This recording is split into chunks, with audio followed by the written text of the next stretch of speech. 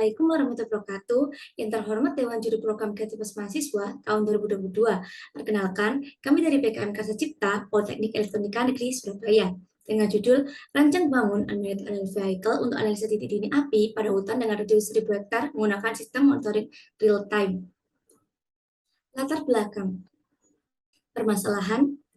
Badan Pusat Statistika mencatat bahwa dari tahun 2014 hingga tahun 2020, luas hutan di Indonesia mengalami penyusutan sekitar 0,42%, yakni dari luas 120.770,3 hektar menjadi 120.261,6 hektar. Sebagian besar penyusutan terjadi karena kebakaran hutan.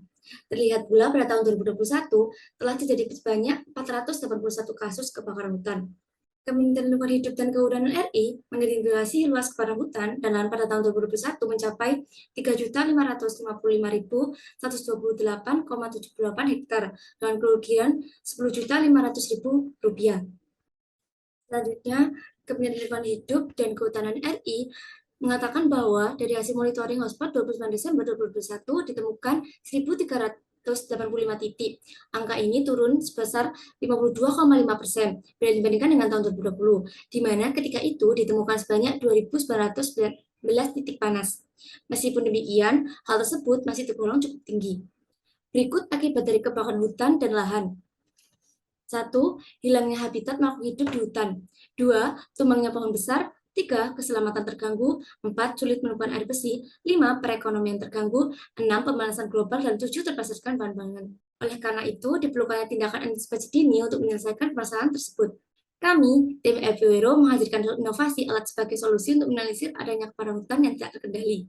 Berikut anggota dari tim FWRO. 1. Muhammad Kusnul Huluk sebagai tim leader, programmer, dan hardware engineer. 2. Dia Lutfiani sebagai mechanical engineering. 3. Imam Soifuddin sebagai software developer. 4. Alif Ramani Kaditya sebagai administrator. Dan yang kelima, saya sendiri Nur Kamala Kustina sebagai writing dan presentator. Tak lupa juga dosen pembimbing kami, Pak Niam Tamami, SST MT. Target luar yang diharapkan. Pertama, laporan kemajuan, laporan akhir, UAV berupa prototipe pesawat, dan aplikasi monitoring secara real-time, serta artikel ilmiah. Pelaksanaan PKM yang telah kami laksanakan. Ada diskusi tim, bimbingan offline, pemilihan alat dan bahan, pengerjaan alat, sosialisasi online, dan pengujian alat. Alat dan bahan. 1. Unmanned Aerial Vehicle terdiri dari Peacehawk, Raspberry Pi, gabus, kayu balsa, telemetri, program operasi sistem, dan receiver. 2. Aplikasi real-time menggunakan Laravel, Vue.js, Tailwind, MySQL Database, dan Fairfax Real-Time Database. Teknologi dan inovasi yang digunakan. 1. Autonomous Fixed Wing, yakni teknologi pesawat terbang tanpa awak dan tanpa kendali, seluruhnya terkendali dengan program. 2. Image Processing dan Deep Learning, pendeteksian api menggunakan sensor kamera secara cerdas agar api dapat dideteksi walaupun ada gangguan dari faktor lain. 3. Web App, dengan single page app dan real-time data, aplikasi untuk memonitoring secara real-time dan progresif. Penerapan sebelumnya. Teknologi dan inovasi yang kami gunakan memiliki penerapan sebelumnya, di antaranya 1. Autonomous diterapkan pada mobil Tesla yang kini menjadi mobil listrik terbaik. 2. Image Processing dan Deep Learning diterapkan pada robot atau aplikasi yang harus memiliki tingkat akurasi pendeteksi yang tinggi. Dan 3. Web App dengan single page app dan real-time data baik diterapkan pada startup inovatif untuk membuat aplikasi atau website.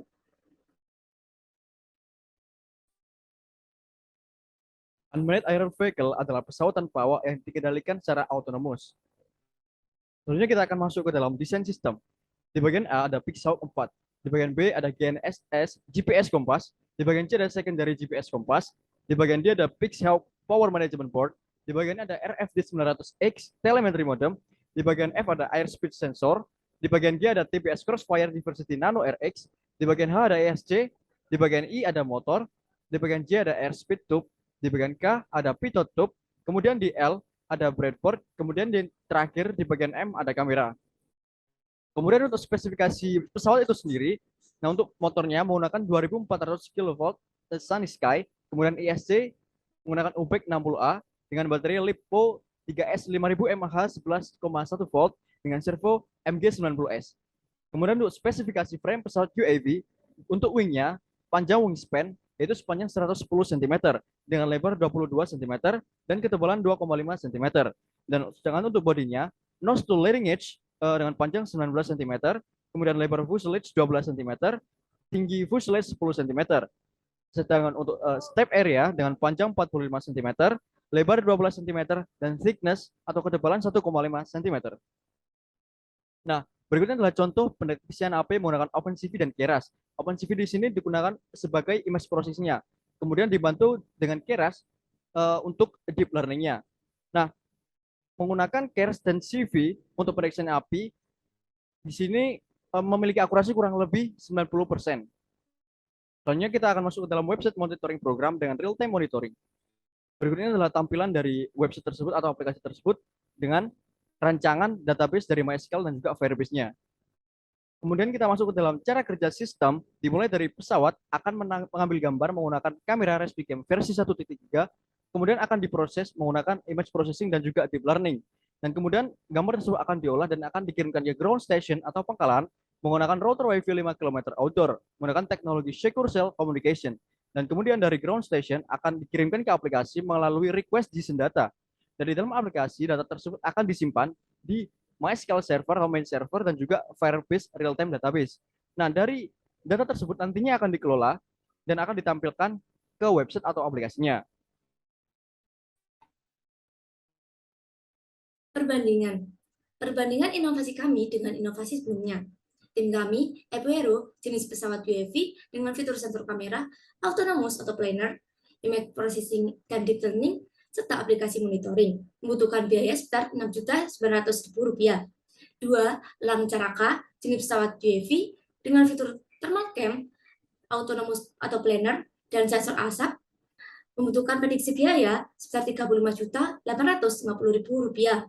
3. Geospot BMKG 4.0, jenis layanan informasi dari BMKG 4.0 dengan fitur layanan informasi terpercaya dengan prediksi biaya Rp7.450.000. 4. Integrated Forest Fire Management System, jenis ekosistem sensor kebakaran hutan dengan fitur sensor otomatis ketika ada kebakaran hutan, membutuhkan biaya sekitar Rp4.500.000. Yang kelima, asap digital, jenis kamera CCTV dengan fitur mendeteksi percepatan angin dan kelembaban udara, membutuhkan biaya sebesar Rp2.500.000. Kelebihan inovasi kami, yang pertama, deteksi api secara real time. 2. Dapat menjangkau area yang luas. 3. Notifikasi peringatan dapat muncul kapan saja dan di mana saja.